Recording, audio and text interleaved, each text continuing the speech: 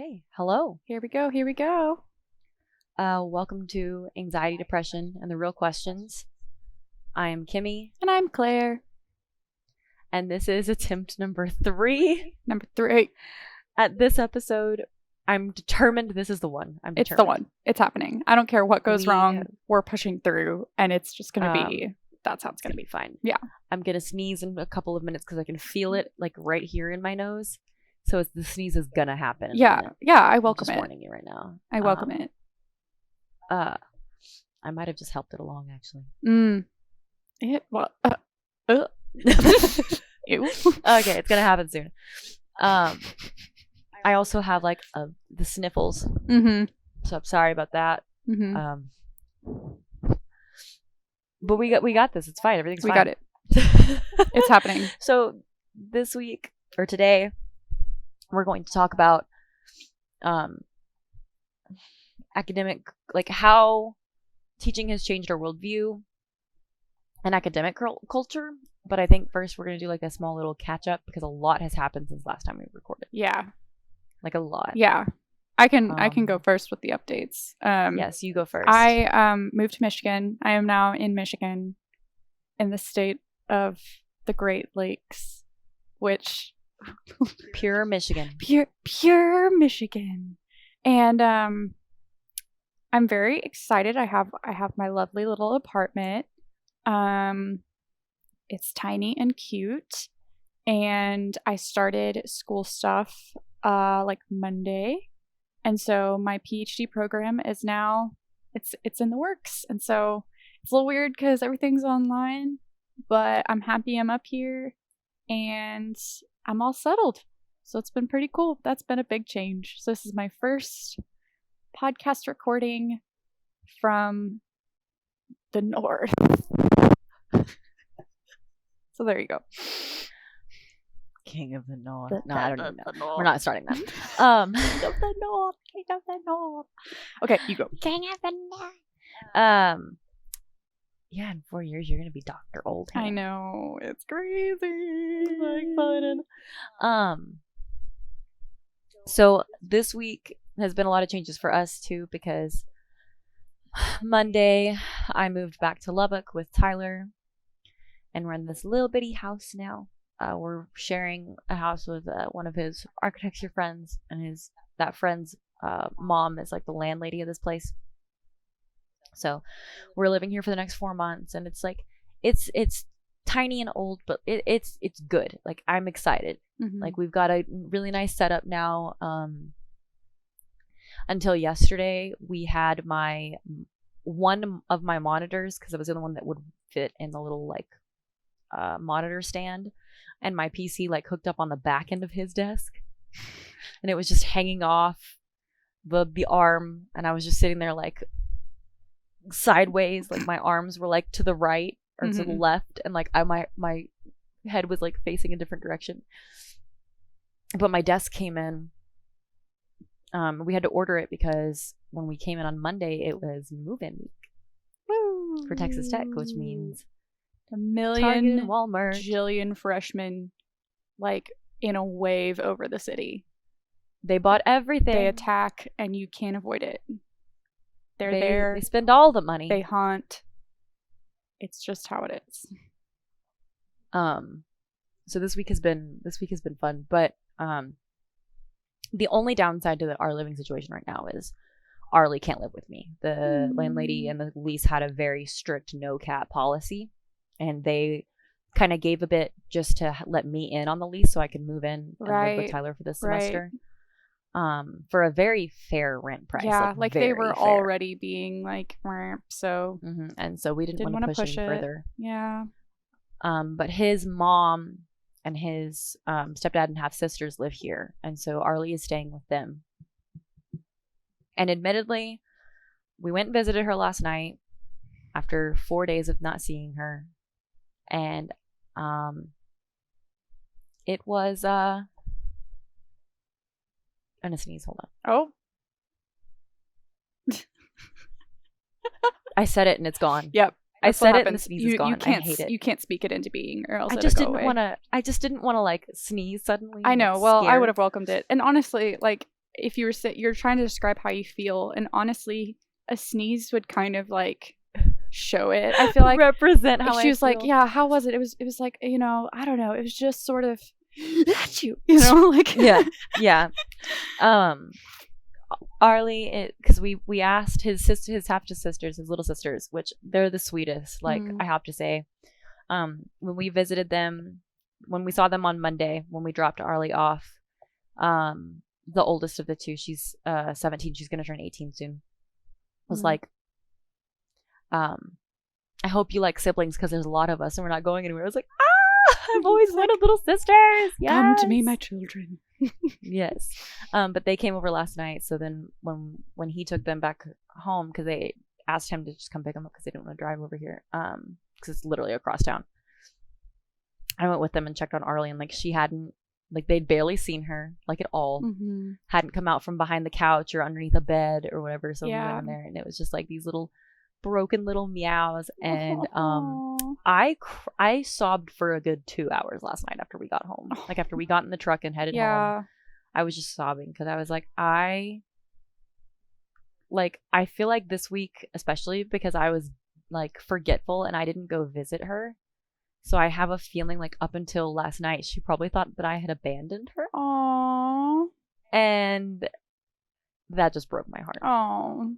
Because she's like a little demon, like everyone hates her. She hates everybody. Oh, it's but perfect. Like she loves me. And like she's so great. When Tyler and I went through a really rough patch, like she did not leave my side. Well, yeah, and also you've had her longer than you've had Tyler, and I stand by that. I stand by that wording also. Just like like you now have Tyler, like you have a cat. Yeah. Yeah, 3.5 years with Arlie. I mean, it's the longest relationship I've ever had. And she's like my child, Oh yeah. So we went over there this afternoon. Yeah. Again to check on her. And she like came out from under the bed and she ate some more food, and she like did her thing. Feel like she rubs on my legs, like she walks past, and like she kept coming up to me. And like Arlie's super weird, and like if I pick her up, she will lick either my face or my ears. And it's like super weird, and it's so weird to say that like I missed that. Yeah. But it's just like a comforting thing. Well, yeah. And I picked her up a couple of times and she did it. And then one point when I was holding her, she like actually just like laid her head down. Aww. Which she has never done. She's not an affectionate, kind of kitty. And I was just like, you poor child. I know. You're just so traumatized. I know. She'll adjust eventually, like, and then before you know it, y'all will be able to have her again, like in your home. Yeah, so. I'm excited for those days, and she's already doing a lot better than she was like yesterday. Because now his sister's sending me Snapchat updates. Oh, that's really sweet of them. And so, not long after we left last night, she sent me one, and it was Arlie like poking her head out from under the bed, and she was like, "Update, we're cool." Like we're getting. And Arlie was like out from underneath the bed, and she was like, she didn't spend as much time underneath the bed, as she had been. So I was like, trust is being built. Good. Yeah, slowly but surely. It's like, and she let her pet her, which like most of the time when we were staying at my parents', Arlie did not let anybody but me pet her. Nobody but me and Tyler. Yeah. Well, for sure. And so the fact that she's letting at least someone else pet her. Yeah. It's like, I think it's definitely a better situation for her than at your parents' house, because there were just so many other cats that she didn't get along with. But now she's the center of attention, and she does miss you, but you'll go and visit her and it'll be good. But yeah, that's the only negative of like all the stuff with your situation. Being able to move back to Lubbock is that you can't have her with you. But what are some other updates, Kimmy? Well, I'm getting married tomorrow. There it is. We're gonna have a very small wedding. Tyler's dad's gonna officiate it. We're gonna have like maybe 10 or 11 people there total. I wish I could be there. We've actually ended up moving it. We were originally going to do it. So for anyone who knows Claire, like, and knows Claire, you know that she used to live in this like tiny little like back house. It's not even. It wasn't a house. I called it her tiny house, but it like wasn't even. it wasn't even a house. It was like a back house thing. Like a converted rented. garage into this like a shed or something, like into this little tiny square back house. Like I think it was only a tiny bit bigger than the apartment that you're living in. I know. I mean, but it fit you. Yeah. And it worked for you and Olivia. It was great. Like, it was great.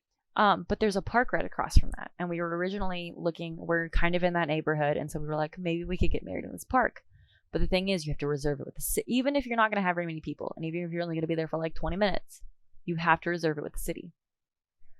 And I was just like, I'm not here for that, like at all. Yeah. But our housemate, his parents live about 10 minutes outside of town, have some land, and have like a really nice backyard.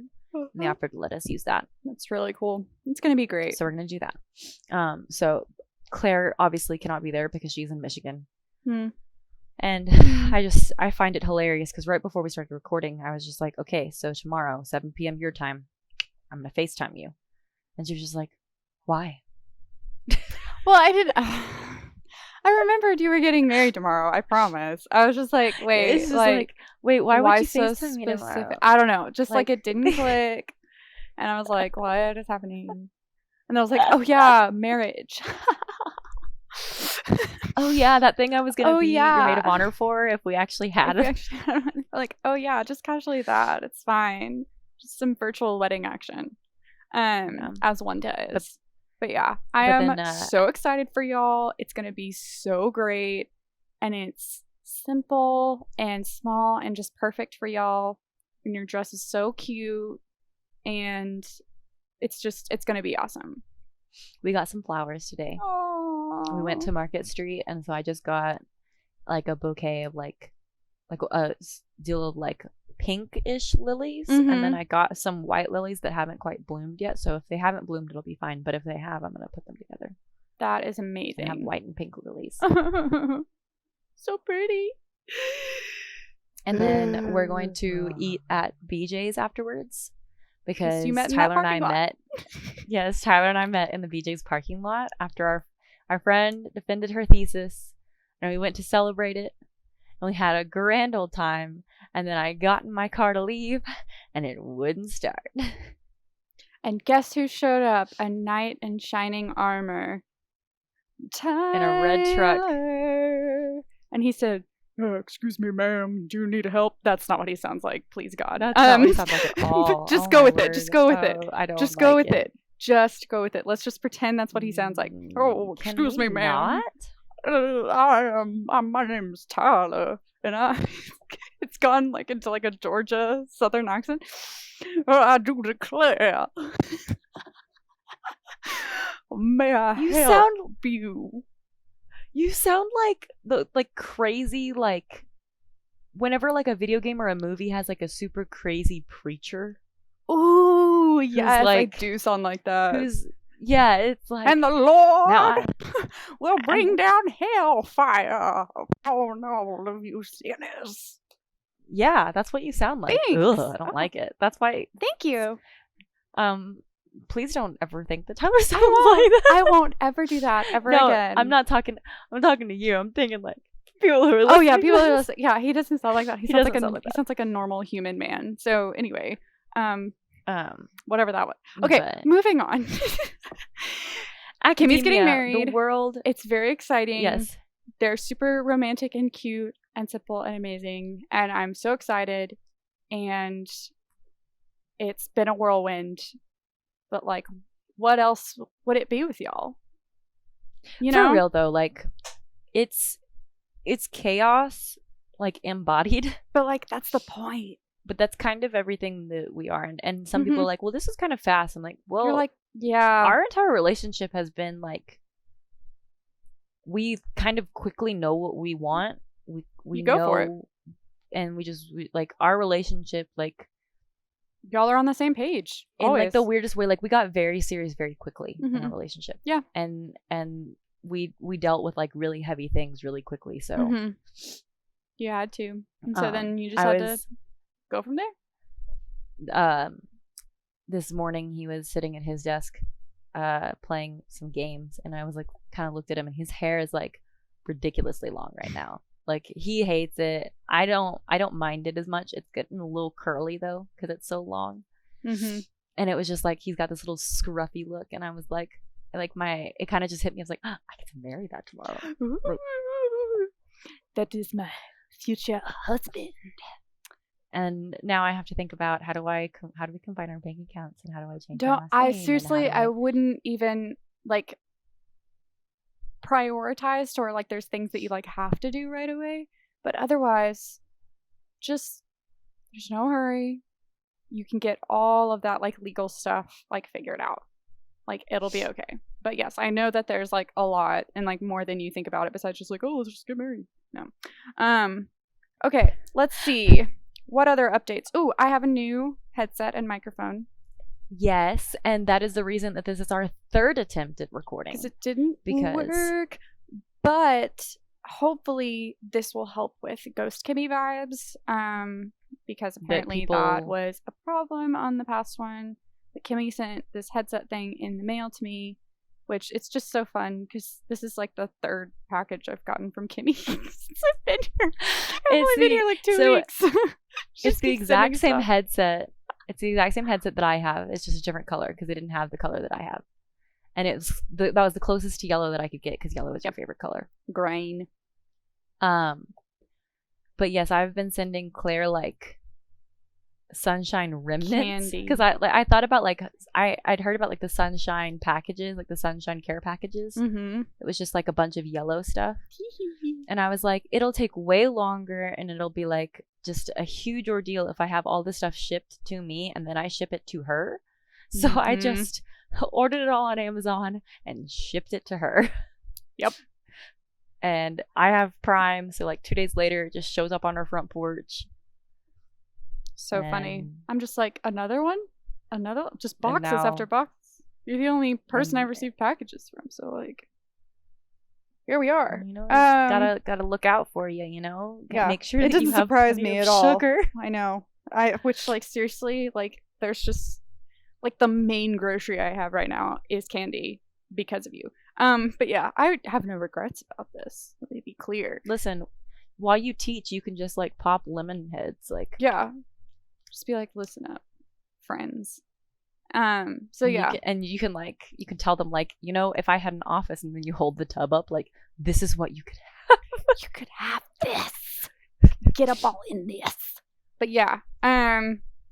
Speaking of teaching, we should probably finally get started, I guess. Get to our topic of today. Which is teaching worldview. Yes, because I feel like teaching for both of us definitely, for me, it drastically changed how I view academia, how I view the world, how I view just students in general. Mm-hmm. And then kind of just like not bashing academia or colleges or universities, but like looking into and kind of discussing how a lot of times universities say that their students' well-being is like number one priority, but it's really not. Mm-hmm. Like numbers, money, like all of those are further up the list. And it's not necessarily just because they're evil or like horrible. No. It's just like these are things that like these are logistical things that it's a large need to system that it deals with a ton of people. Like, of course, there's gonna be like corruption is a really strong word, but you know what I mean. And the sense of like it can't be perfect. But yeah, there has been a lot. I think recently it's been like become really obvious. Like, and so I've noticed like on social media and stuff, like different students like being really critical of a lot of stuff, and like fairly, because in the midst of health stuff, they're saying like, yeah, health is our first priority. But then like decisions being made don't like back that up all the time. And I think that it's like, I mean, having a perspective as both a student and a teacher makes it even more interesting looking at current like academic trends. And like noticing how like what, like, getting down to, like, what do we actually value? Like, what is this all for? And honestly, in a way, rethinking that just in general, I think is like a really powerful move. And so the fact that I don't like that it had to be a pandemic that made us do this, but like if it can like make change into what we prioritize, I think that that could be like really useful in the long run. So that's good. Yeah, like I saw on Twitter this week that midweek, because this was the first week of school, of classes for like a lot of universities, and a lot of them were saying like, we're going to do hybrid, we're going to try on site, we're going to do this, we're going to do this, we're going to do this. Well, I saw on Twitter that UNC midweek, like Monday, like Tuesday or Wednesday, it was like, we're going online, go home, be in class tomorrow. Jeez. And it was like they didn't give them any time to adjust, any time to accommodate things, like anything like that. And it's like, you've got to think, a lot of these students are returning students, you know, like they've been through, they kind of understand a little bit of the college vibe, but a lot of them are freshmen. These are 18-year-old kids who, and I don't care if they're legal adults, they're kids, who are just trying to figure out their lives. And it's been literally turned upside down. Yep. And on top of that, you're telling them to move. Like, you're telling students to like move off campus if they were living in the dorms. Yeah. And be in class again tomorrow online. Like, that's not fair. That's not healthy. It's putting these unfair expectations on them. And it doesn't feel right. Yep. Like, it just doesn't feel like that's what is best for them. Yeah. But also, Texas Tech, as far as I can tell, is, they're doing like a lot of like hybrid stuff, but like they're just going with being on site. And it's like, is that also what's best? And then my university up here, like last week was like randomly we're going all online. And so I'm just thinking about how like, okay, that was probably a good move in many ways, because they figured, they were like, ooh, like our campus is for like 80,000 students. I just don't know if we can do this. And making that call like prior to moving week. I know that like for like up here, I know that some people had like started the move-in process, but like they like kind of got it early. But then still I was like, but I've known everything that I'm involved in is going to be online. So I've had time to process what that means for my life. But students, everyone else, they have not had time to process that. And I'm just thinking about like, okay, I'm going to be teaching freshman students starting in like September 2nd. So that's like real soon. They just had their future like shifted. And I was like, even if I think it's for the best health wise, I don't know, it's definitely not the best. Well, like there's not really a way around it, but like the ideal in terms of like the college experience, that's for sure. And then also you have no idea, if they're not allowed to live in the dorms, where they're going and if that is a place that is like safe for them. So there's just like, there's basically, it's trouble no matter how you swing it. But like universities, these huge systems, like making decisions, it's really weird to sort of interpret like what they're saying and what they're doing and like what that means for like what their values are. And it's just kind of like been a lot, but yeah. And two things, and I'm hoping that I don't forget one of them while I'm saying the other. First one is like, and an online class environment, even if it's synchronous, is 100% a different vibe than if you are face-to-face in class. Like, no matter, like, even if you don't change the curriculum at all, which you should for an online class, it's just a different vibe. And a lot of times it's like, do students have access to the stuff that they need? Mm-hmm. Like all of that kinds of stuff.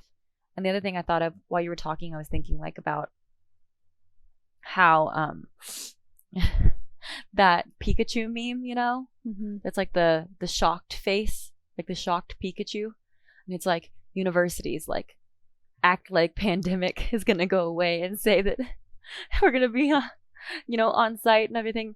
School starts and pandemic is still happening, and everything like this, and it's like universities Pikachu face. Yeah. Like they make the Pikachu face, or like, the what? Universities keeps changing like everything that's going on, keeps changing all the plans. Students and faculty get mad. Universities like shocked Pikachu face. Yeah, being like, what? Why are you mad? We're just and it's funny because I feel kind of bad for how judgmental I was on Wednesday, because Tyler is in his final semester of grad school. He's teaching this fall, and it's architecture students, so that's really difficult to do online. And they're going to do like the hybrid, like they're going to be on site like one day a week every couple of weeks or whatever. Like, so like the architecture building they're only allowed to have 31 people total in it at a time. So dang. For architecture students, that's a huge thing, because usually that building used to be open 24/7 and students would sleep in there. Like yeah. Tyler has slept on the couch, on different couches in there so many times, and they're like locking it now. But they had Texas Tech had like a TA training type thing. It was like optional but not optional. And it was like, here's like 40 things that we're doing today. Choose this many. They're all going on at like different times, and you can either show up like physically or virtually or whatever. And Tyler did virtually because why would he want to go like physically? And the chair of our old department was leading one of them about like virtual learning and how to like make the environment the best you can. He was like, look, your favorite professor ever. And I was like, did I talk about my UX classes too much? No, I don't think too much. I think the right amount for how cool they were. They were so good. And it's also like, even though I don't want to say like I'm not as intelligent, but like I don't have the experience and everything that he has, and like all of the like knowledge that he has that he's like accumulated over the years. But like we think our brains, and Tanner I think is the same way. Like they think the same. Yeah. Right. But it was funny because once I realized who it was, he put it on like speaker so I could hear, because it was really just him and then one of the deans talking, and people were asking questions in the chat and stuff on Zoom, and I felt really bad because I was being very judgmental of some of the other TAs and their questions, and it just made me realize, like how, I don't want to say like we weren't super well prepared, but we were at least trained on FERPA. We were trained on privacy of our students, what was safe, what wasn't safe. We were trained for a bit on like what is like on like useful technology and like how to engage in learning in like multiple platforms, like multimedia kind of thing. Like that was like ingrained within our program and within our teaching. And I think another thing with us was like, I don't know how it is in a lot of other departments, but like, at least for Tyler, he doesn't have to go into RadarLink in our final grades. Because he's not like always instructor, like he's not instructor of record, but we became instructors of record. So we had to know all of those. How do you go into RadarLink, and how do you enter final grades? Yeah. And how do you go into this and check their status, and how do you know all the things? Like all of those kinds of things. So, but I mean, some of these TAs were like, well, how do I get them to engage in like a group discussion? And I'm sitting there going, you put them in, if you're using Zoom, you put them in breakout rooms. Yeah. And you visit each breakout room and talk to them and get them started. You're kind of like, part of you is probably just sort of like, you online. Just do? Like, what are you talking about? Like, what kind of question is that? Isn't that kind of like part of teaching anyway? Like, you already know how to do that? And then one of them was like, why can't I use Facebook Live? And it's like, good Lord. Bub, sweetheart, I don't know who you are, but that is a violation of FERPA in so many different ways. Yeah, that's like a huge privacy invasion. Let's just And use it's your like, Facebook. Oh, good use God. your personal Facebook account to Be in school. attend your class. That's and messed up. no. Also, like, just no. And then it's like public, and you can't, like, please no. Mm-hmm. But also, we were trained in all of that. And you're like, that's the thing, is that the students coming in and also all the teachers, like, no one knows what they're doing. And, like, fair. So what we got to do is we got to listen to smart people and just try and figure it out together. That's all you can do. And this is a huge transition for a lot of them too, because they're used to being told, okay, sit in this lecture with me once a week. Mm-hmm. And then you go or maybe they don't even have to attend the lecture. And then they teach a lab once a week. And they're not required to, like, really know anything other than names and grades. Yep. I mean, some TAs, like, are able to get to know people, but, like, when I was taking a science at Tech, like, oh no, I saw the TA one time a week, and they didn't. Oh, for sure. No, we it didn't was have to not, go anything like that. It was not any sort of, like, personal relationship. I mean, like, and yeah, that's the thing, is that our teaching experience was not necessarily the universal teaching experience. It was like all in, and it was sort of with a foundation of being like a very personal relationship, actually, not with everyone, but just the nature of writing and of English and of these things that we're asking them to do. We got to, like, know our students, definitely know their names, but also kind of, like, know who they are and how they think about things. And as, like, we process what they're creating, like, yeah. When we also got to know, like, part of why they were who they were. Mm-hmm. I mean, the first essay that they had to write for the first year writing, like, in 1301, was, like, the mediated values, and it was like, what piece of media has influenced a value that you have? And it's like, some of them had really interesting ones that were just like, oh, well, I value friendship, and some of those were really deep, but some of them were like, I value family because of this. And something, and like some of them went, like, so deep that I'm sitting there, like, sobbing while I'm reading their essay, because I'm like, you poor child, like, you are 18 years old and you've been through so much. Like, I can't imagine me going through all of that at 18, because I would have just, like, shattered. Yeah. And so it's just like how strong they are. You get to hear their stories, and you get to hear why they think the way that they think, and what they value and how they see the world, and you get to, like, read about it and engage with them in it. And that's, like, and, like, you have to build trust and all that stuff. So, like, for us, like, and then for me going into teaching in this pandemic, sorry, my brain's all over the place. For me going in, I'm like, okay, I'm used to that. I know it changes with face-to-face, but I also know that the content itself is going to be helpful in me creating a type of community and, like, support for my students. And I want to find this balance of letting them being able to, like, process the current situation, like pandemic stuff, but also not have the class be, like, pandemic themed. You know what I mean?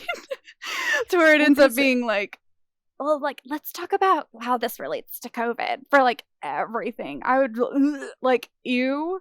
And you don't want to almost, like, cheapen it by, like, let's make a learning situation, like, out of about it. Exactly. Well, and that's kind of what they did. I know it's, like, different, but it's also similar. In the 2016 election, like, a bunch of my classes were like, how does this relate to today's political climate and all this other stuff? And I was like, it gets old. Yeah. And it gets to where it's even more draining. It's draining. Like, you're right. It's exhausting. And I think you mentioned at some point that, like, you have to pick, like, themes, and one of them was, like, disruption. Disruption was one of the themes they brought up, and it's like, that has already a negative connotation to it. And like And we all know disruption what is, that like- means. We all know you're talking about Exactly. COVID. Like don't try and like It's like, pretend that yeah, that's like not what all that our is. lives have been disrupted, but Let's talk like make everything about disruption and how disruption has been like a learning experience for you. Oh my god. And so that's you negative. said transition, right? And so Or, yeah, like- we were talking about what if we use transition instead, because they gave us all these materials with the disruption theme. But then some of us had negative reactions to that, where we were like, one girl in the orientation was like, this has vibes of like fishing for trauma. And I was like, ooh, what an interesting way of putting it, that we're like asking our students to like, it's not like that we give the option of like, you can talk about hard stuff, you can talk about intense stuff that you've been through if you want to talk about that. but you shouldn't force them. The idea that because- like talk about something hard in your life, which doesn't have to mean that, I suppose, but to me that's what that means. But it, Like talk about something hard in your life. That's not fair. What if they don't want to? and Like what if they want to talk about something silly? You know, like go for it. It's creative. and we talked about this before too, of like learning is uncomfortable. yes, There it's are already uncomfortable. To learn, you have to get out of your comfort zone. You have to start thinking outside the box, going somewhere you like wouldn't normally go, but not to a point where you feel unsafe. Yes. And you can't You, actually like- learn in that environment. Like if there's Because- too much discomfort, it takes away from learning. But a certain Like- amount of discomfort is a learning experience. So like, Like if a student is having an anxiety attack or they feel just very unsafe, they're not going to learn. They're going to shut down. heck yeah. And valid. Mhm. Like it makes me think of when I was in a really dark time 3.5 years ago. The week before I got like the day before I switched off, the day I switched off Zoloft actually.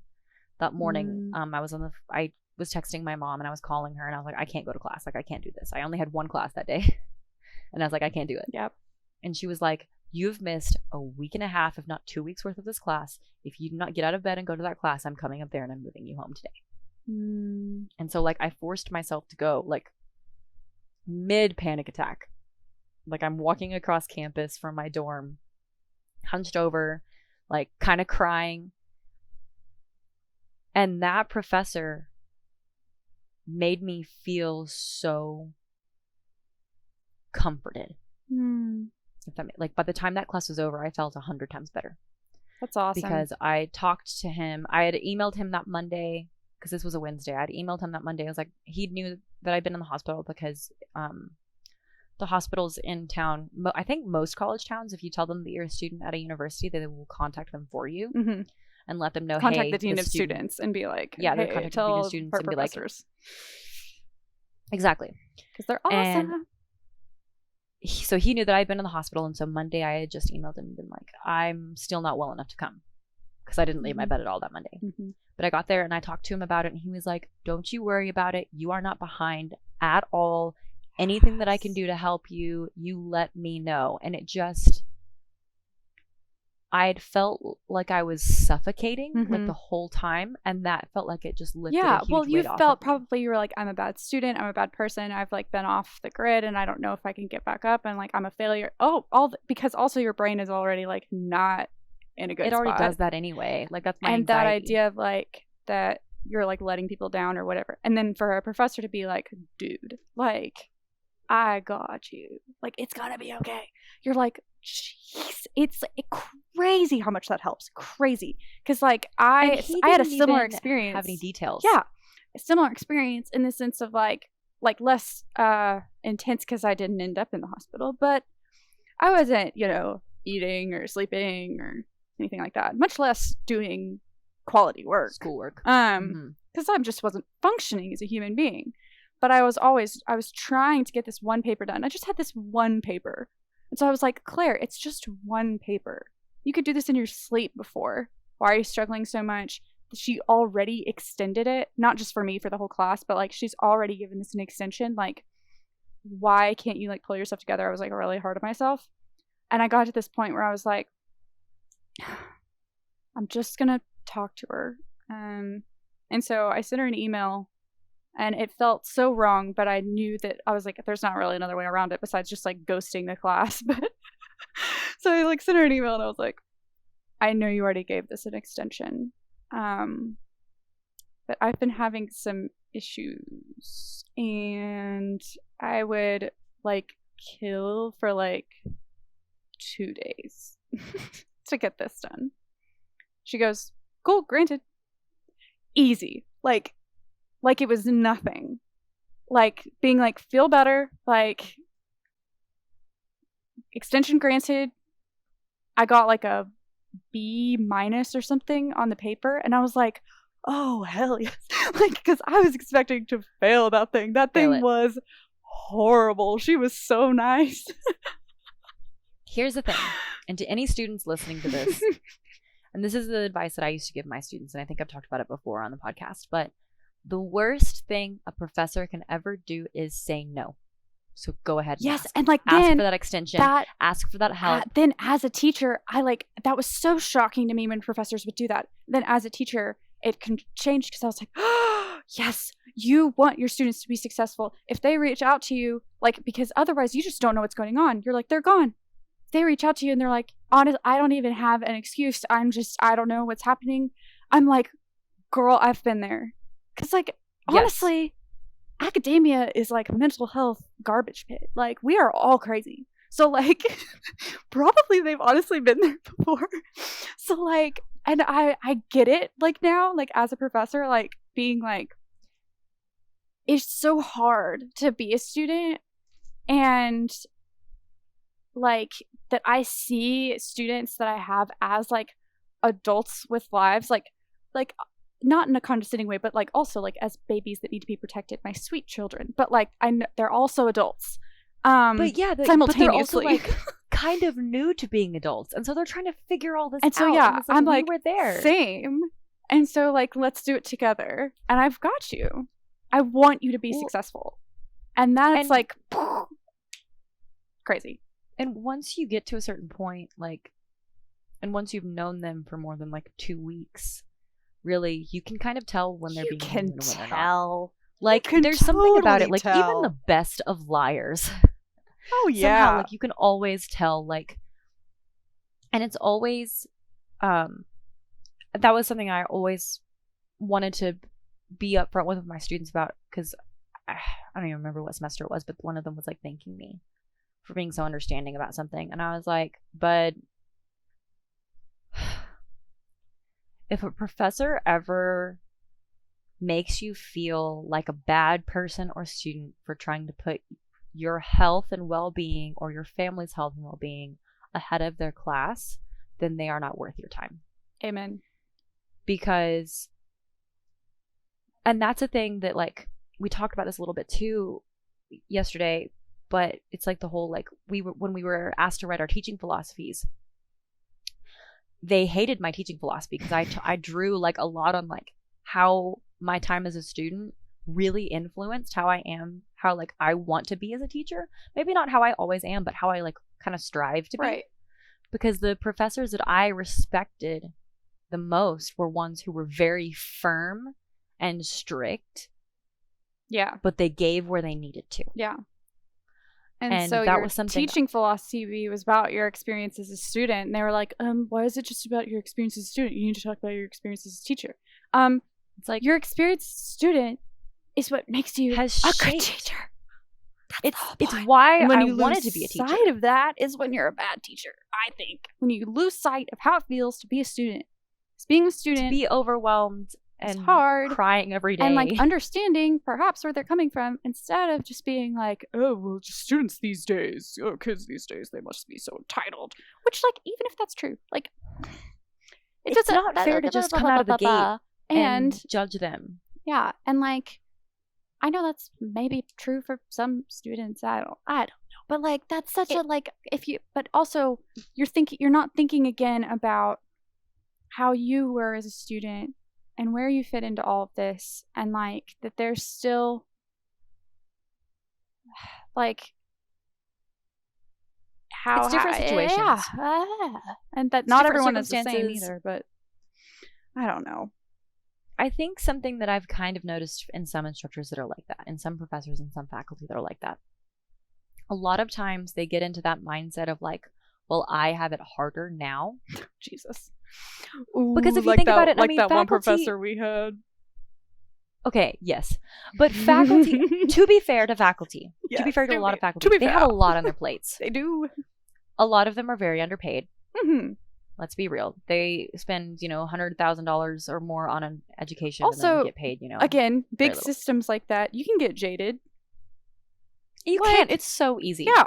It's so if you've easy. been there for And a it's long like- time and you're trying to like do your thing and then like And you've got to publish and you've got to research and, like you've and got your to pay sponsor gets students. cut, and the students you feel like aren't on the same page as you anymore.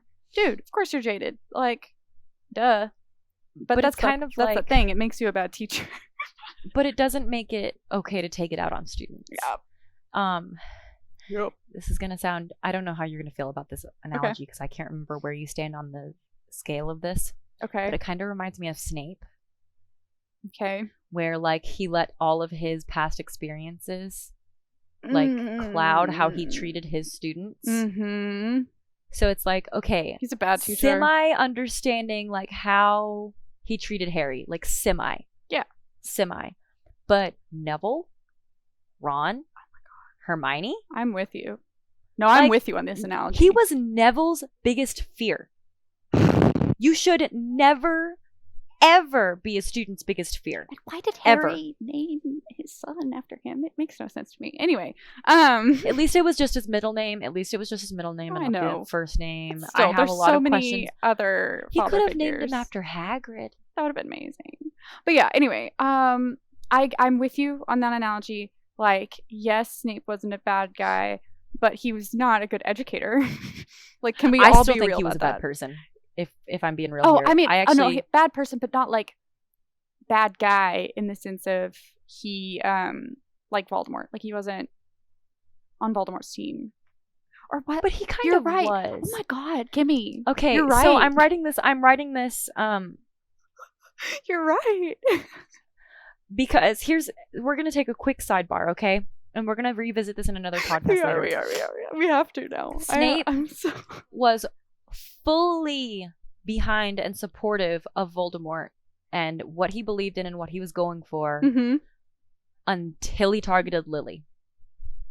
That was when he turned on him. But he never actually thought that what he was doing was wrong. He just didn't want him to kill Lily. Oh my god.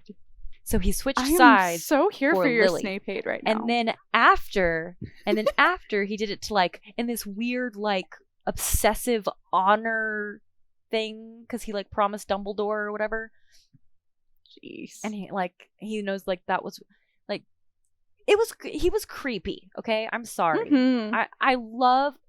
Actually, I'm not sorry. Okay, No. because I love Alan Rickman. Yes. Alan Rickman is by far one of my favorite actors, but he made Snape too lovable. Snape is not a good person. I'm 'Cause so here in the for books- this. In You're the book, so Snape right. was described with like long, crooked nose and like hooked and with greasy black hair and skinny and gaunt and just a very overall bitter and mean person. And like the movie, Snape is just like this old, like nice guy, and it's like no. How does he Also, talk? they were I can't all do too it. young. Oh yeah, for sure. I can't like What are you I doing? don't- People the- might think you're you're up to some. How dare first year students be in the hallway? Oh my god. He did good things, but for the wrong reasons. This? Oh my god. You're so right. That is my opinion on Snape. That is my opinion on Snape, is that he did good things for the wrong reasons. So the biggest redeeming factor that he has at all is when he like completely just straight up lied to Umbridge's face. Get wrecked, yeah. Because he hated her too. Because everyone hated Umbridge. Because Umbridge is the real villain. Umbridge was the real villain. She is literally the...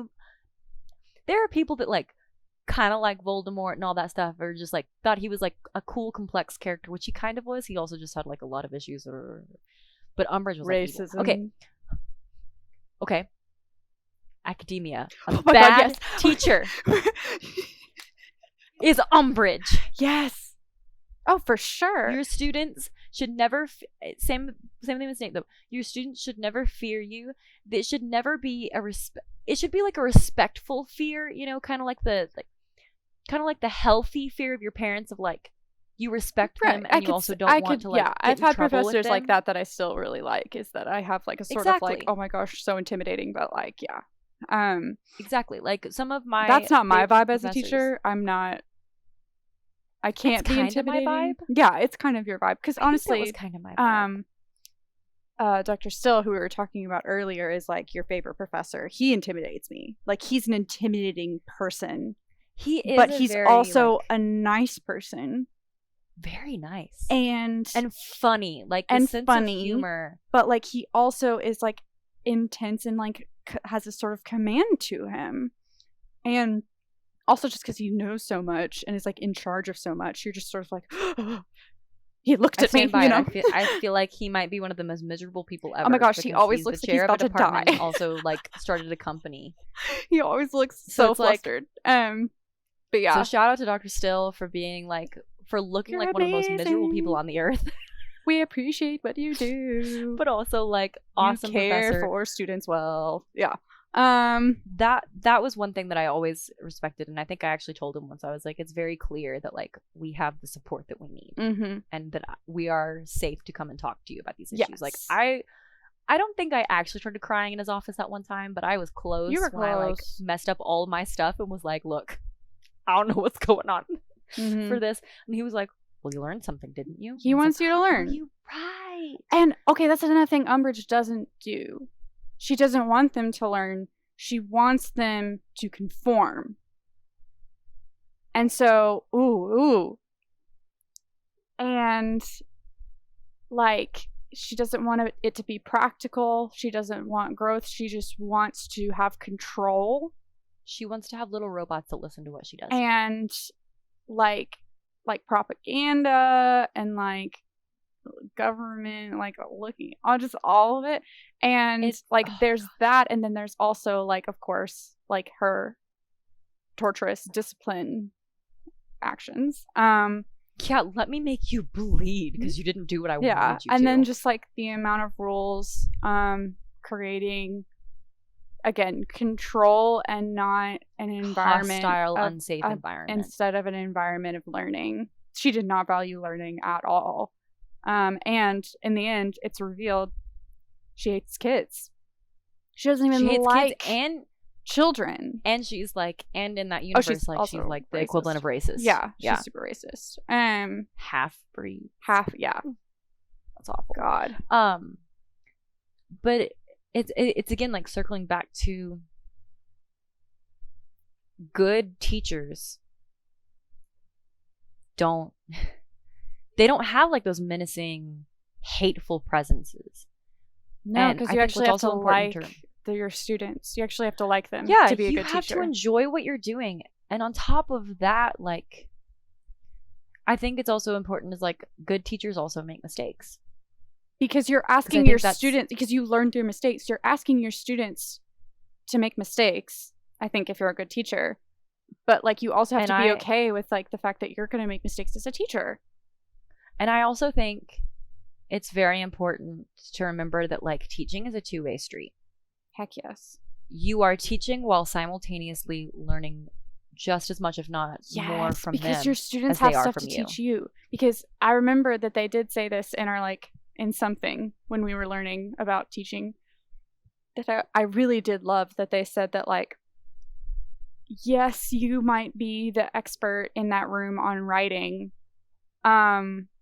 maybe, but there are going to be students that are going to be experts in other things that like you're not an expert in, and they have stuff to teach you because they have life experiences that are different than yours, and you like don't necessarily know more than them in everything.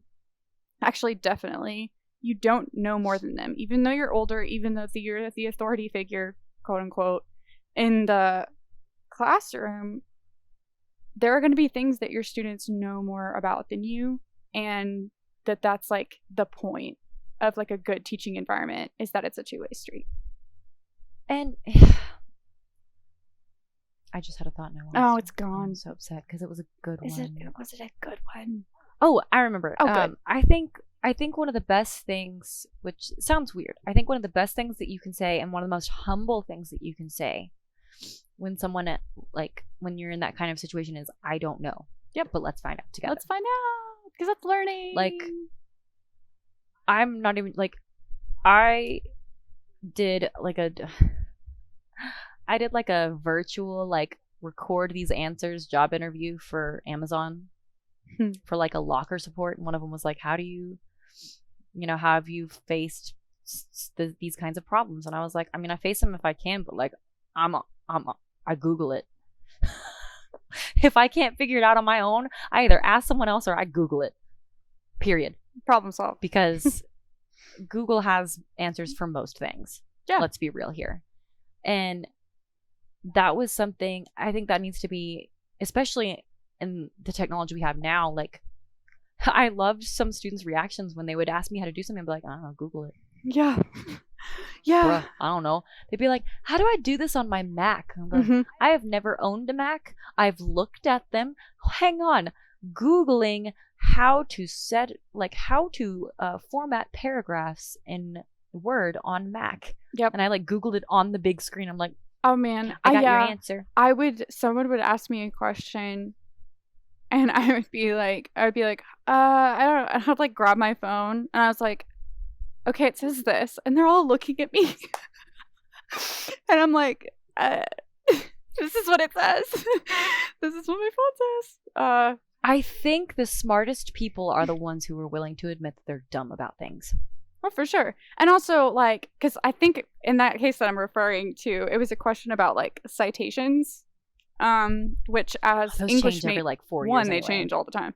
But, like, as English majors, we're supposed to be the teachers. We're supposed to be grading that crap. Like, we're supposed to know what's going on. And I do know, like, there is, like, ingrained knowledge just from time and time alone, honestly. But then for, like, specific questions, I'm like, dude, I think it's this, but, like, let me check. And, like, we would look it up, and I was like, oh, look, there, okay, so it, like, does this, this, and this. And I'm, like, showing them on my phone. And, like, when we're all, like, in the classroom together. And I'm like, but also, and I'll say it to students when they have, like, well, okay, when we have questions like this, and I'm like, you saw what I did. Like, you saw how I handled that situation, and I'm supposed to be the expert. Is that I just Googled it in, like, that specific question. It popped up with an answer, and I just did it. Like, yeah. you can, that's the only way to build knowledge, you know? And with little issues like that, like, being free to, like, go out and find it, and, like, being given permission to do that, I think is honestly kind of freeing. That's what makes learning fun. Yep. I agree. Learning is innately fun. It's being made to feel stupid while you're learning that takes the fun out of it. Yeah. Agreed. Because you're not stupid. That's the whole point. That's why you're learning. That's why you're learning. Duh. Yeah. Like, You're anyone not who is open to learning is not stupid. Amen. I love it. They just don't have the knowledge yet. I love it. Like, oh my gosh. And we didn't even get into, like, textbooks yet. Oh yeah. And, like, we don't like them. That's the gist. Assigned expensive textbooks for specifically, I think, the humanities, I think is dumb. Mm-hmm. Chemistry, math, like the hard sciences, like, I get it, because, like, you got the formulas and you got all these things, and it's like, okay, the book can help you. Like, in all the classes that I've taken, I think the main class that I ever used the textbook in was my statistics class. Mm-hmm. And that was a very incredibly useful book. Well, okay, and I loved yeah, that because class. Yes, math stuff all the way. I don't like history textbooks. I don't like English textbooks. History, because, like, you think history textbooks, you're like, well, no, you would have to. The best history teacher I ever had would give us the freaking original content, because it was American history, so it was in English. She would just give us the letters that, like, we're learning, like, And so like, and then maybe like maybe the occasional secondary source, but like most of it was freaking primary material, newspaper clippings from the American Revolution or whatever, like primary material in a history class. And I was shook at, and I'm like, that's what I want to do in an English class. That is, I'm referring to something. Why don't we actually look at an example of it? And an actual example. Fact, and for writing stuff, like for most writing things, there's stuff for free online that's way better than any textbook that you can get.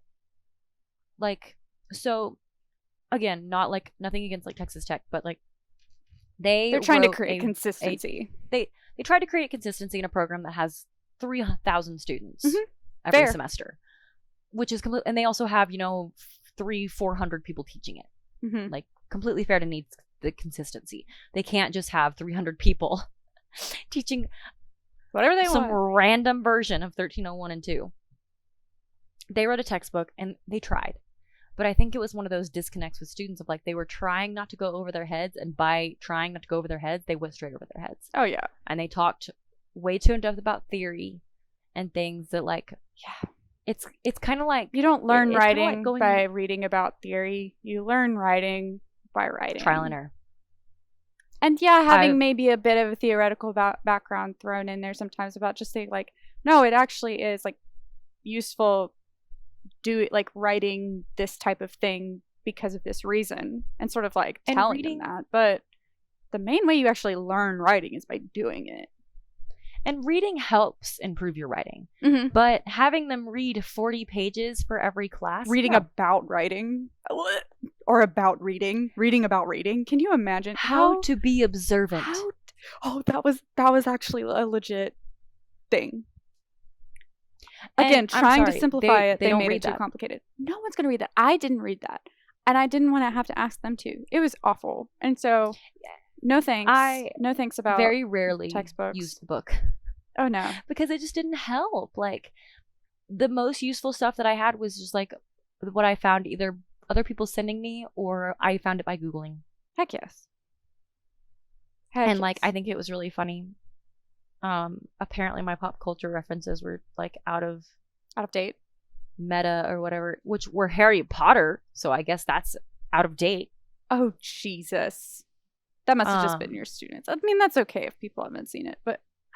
No, there was the books. I used the books. I used quotes from the books for examples of citations to show them how to cite. Cool. Very cool. And like... I like that. Like, I used it because I took like the first paragraph of the first Harry Potter book. And I used it for different like... This is quoting, this is paraphrasing, this is synthesizing, this is this is that. I love it. And this is straight up plagiarism. Woohoo! Hooray! Yeah. No, I'm with you. It's especially right now.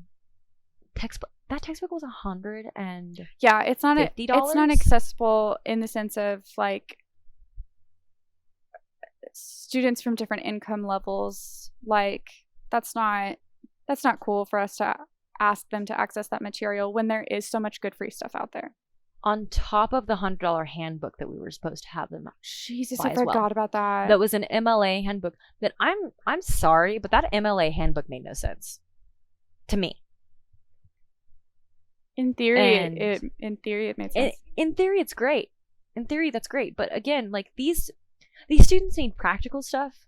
They're not going to take deep theoretical concepts from 1301 and 2 on with them, like most likely they're going to take like, hey, I learned these really, like I did not bring theoretical concepts with me from my 1301 and 2 classes. I brought a love of English, a love of those professors, and a desire to be an English major and maybe someday be a teacher. Writing is an action-based practice. Whoa. Like yeah, but that's all a lot. Was there anything else that we had forgotten to talk about? I honestly don't remember. I think that was it. I guess we could always do another episode. Yeah, we could always do part 2 if we think of more stuff. But yeah, I think those are all of our thoughts. This is kind of our this was just some thoughts about it, and hopefully it's validating to any students and teachers that are listening. That like, yeah, we love this stuff. and it affects the way that we see everything. And I want to reiterate it again because this is just so important. And I told students this multiple times, like, if, and I think this applies to a boss, but it's a little bit harder to apply it to a boss because, like, that's your income.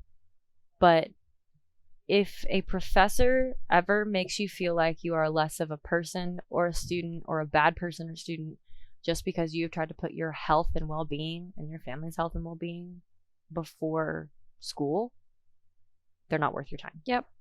That's a them problem and not a you problem. That's a mess up stuff in their own priorities and in their own life, and it does not speak to like how you have to live yours.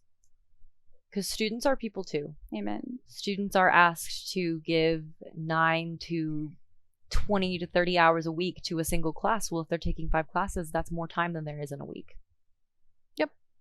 That's too much to ask of 18s through however old they are students. No matter how old they are, especially if they're older and they have, or however old they are, if they have kids and families. Agreed. Their kids are going to take priority. And they should. They should. Yeah. Fun story about kids.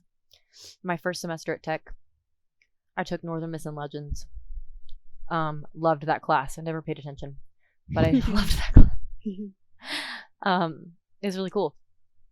And it was really interesting when I did pay attention. It was right before lunch, so I would get hungry and just stare at the wall and think about food. Fair. But one time this guy, I guess like his sitter canceled or something, and he brought his daughter with him, like a little girl. No baby. And the professor walked in and he was like, man, freshmen get younger and younger every year. And it was just so cute because she was just sitting there with her little coloring books. And that professor was so chill. He was so chill. I made a friend in that class that for some reason he said it was like in the foreign language building. And so there were only it was a long classroom. And there were 4 rows of seats. And I made a friend that sat on the front row because a lot of us would like sit right outside the classroom. And that dude was just exhausted. I don't know what he was doing, but he was exhausted. So he always fell asleep.